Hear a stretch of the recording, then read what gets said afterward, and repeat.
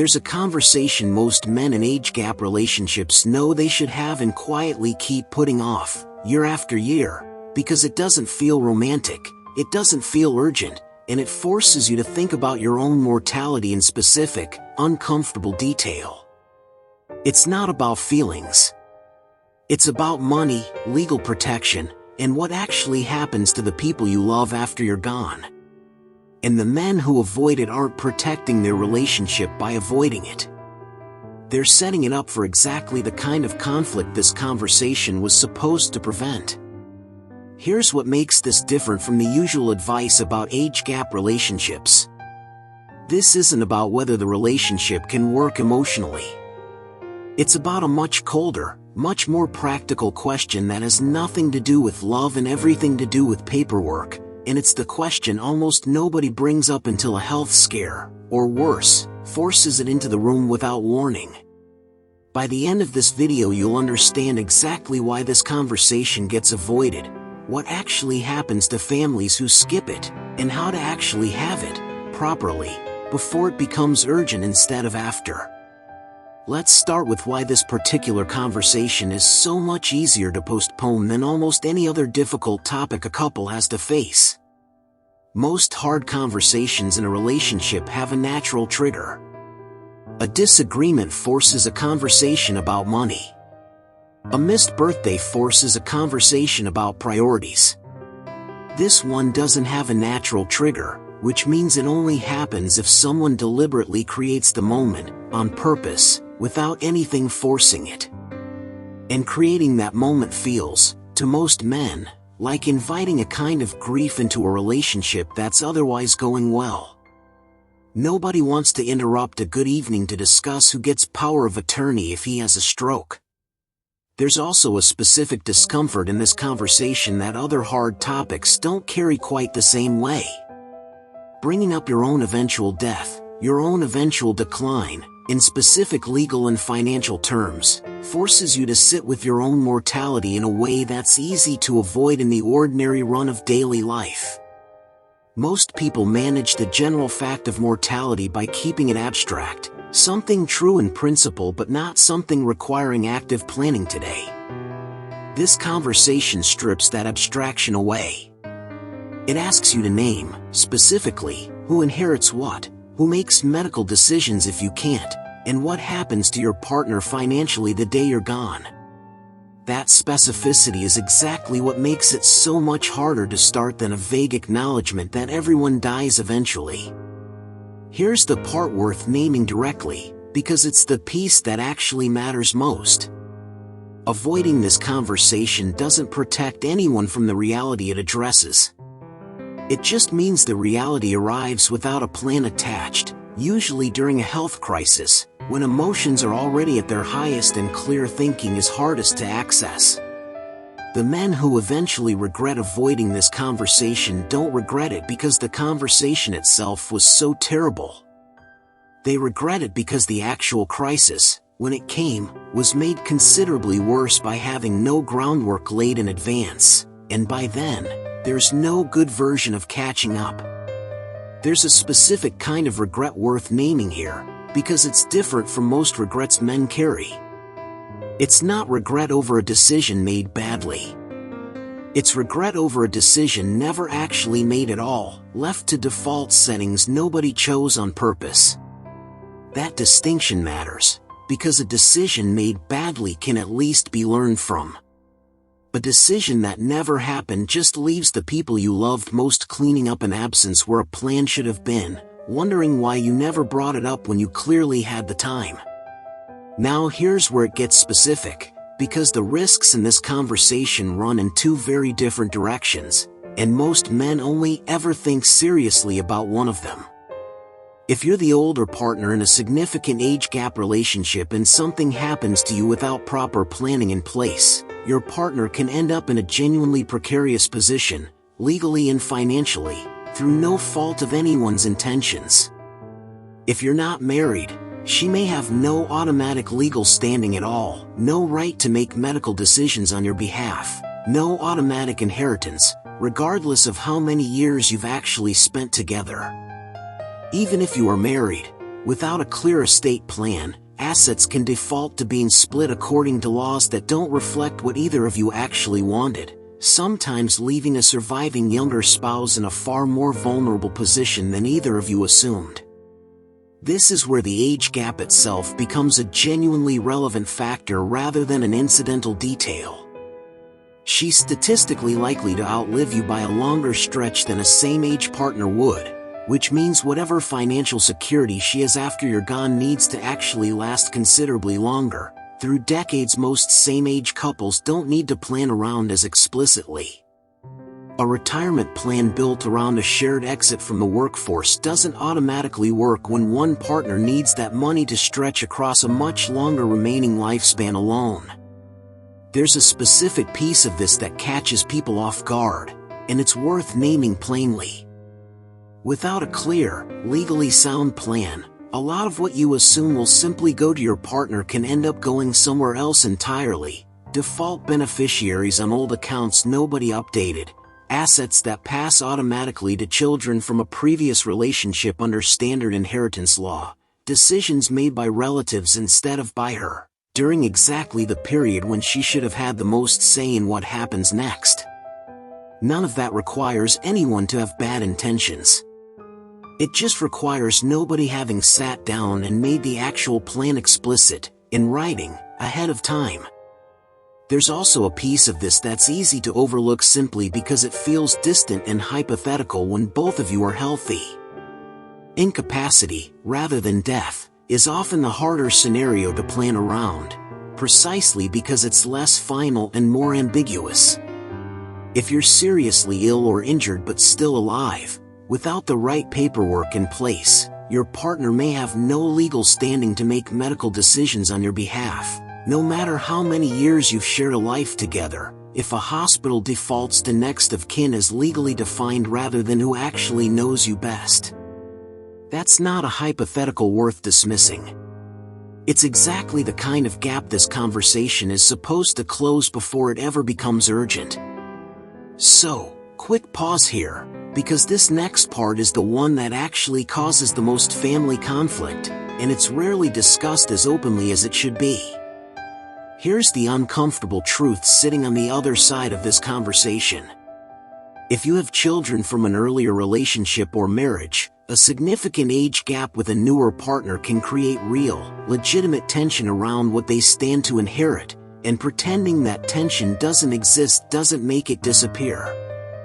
Your adult children may worry, sometimes fairly and sometimes unfairly, that a partner closer to their own age will end up controlling assets they always assumed would eventually come to them. That worry doesn't automatically make them wrong, and it doesn't automatically make your partner a threat either. It just means there's a real structural conflict of interest sitting in the middle of the family that deserves a real plan, not silence and hoping everyone gets along. Estate planning professionals who specialize in exactly this situation point to a specific solution worth understanding, even in general terms. Rather than leaving everything outright to a surviving spouse, which gives that spouse full control to eventually distribute it however they choose, some couples in age-gap marriages use a structure sometimes called a marital trust, which provides for the surviving spouse's needs during her lifetime while still preserving what's left for the children from an earlier relationship once she's gone. That's not a solution built on distrust. It's a structure built on clarity, so that neither your partner nor your children are left guessing what you actually intended, or worse, fighting each other to find out. This is the piece of the conversation that requires the most honesty, because it means naming a real, structural tension instead of pretending love makes it disappear. Your partner needs to genuinely be provided for. Your children need to genuinely not feel erased. Those two needs aren't automatically in conflict, but they can look like they are if nobody's actually built a plan that honors both, which is exactly why so many families end up in bitter, expensive legal disputes after a death that proper planning could have prevented entirely. The men who get this right don't wait for the tension to surface on its own. They name it directly, early, and build something specific enough that nobody's left to guess. There's a version of this worth saying plainly to your adult children too, once the plan actually exists, rather than leaving them to speculate on their own. Silence tends to get filled with the worst assumption available, and adult children who don't know what's actually been decided will often fill that gap with fear rather than trust. A short, honest conversation, not about specific dollar figures necessarily, but about the fact that a plan exists and that they haven't been forgotten, does more to prevent resentment than any amount of careful legal drafting alone. Documents protect the outcome. Conversation protects the relationship while everyone involved is still alive to have one. Here's where this gets practical, because vague good intentions don't actually protect anyone. Specific decisions, made while you're both healthy and thinking clearly, are what actually matter. The conversation needs to cover who your trusted decision makers actually are, named specifically rather than assumed by default. Who serves as your executor, managing your estate after you're gone? Who holds your financial power of attorney if you're incapacitated but still alive? Who makes medical decisions on your behalf if you can't make them yourself?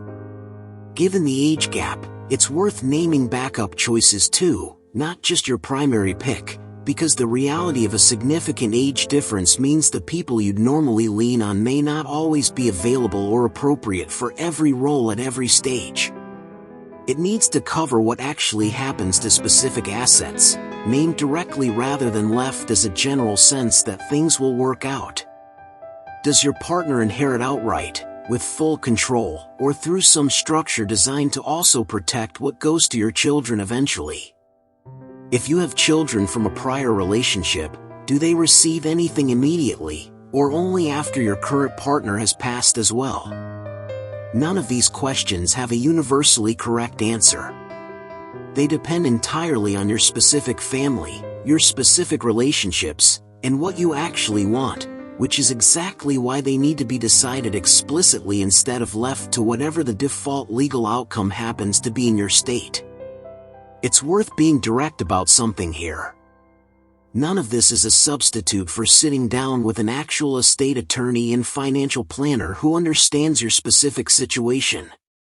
This video can tell you the conversation needs to happen and roughly what it needs to cover.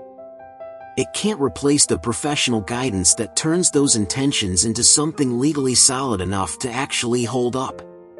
Couples navigating a significant age gap benefit enormously from bringing in that kind of professional early, rather than trying to sort out something this consequential entirely on their own around a kitchen table. There's also a financial planning piece specific to age gap couples that's easy to overlook if you're only thinking about estate documents. Retirement timing, health insurance coverage, and decisions about when to start collecting benefits all play out differently when there's a significant gap between partners, and getting the sequencing right can make a meaningful difference to how far the money actually stretches for whichever of you needs it to last longer. This is exactly the kind of detail a financial planner who's handled age gap situations before will know to raise, even if it wouldn't occur to either of you to ask about directly.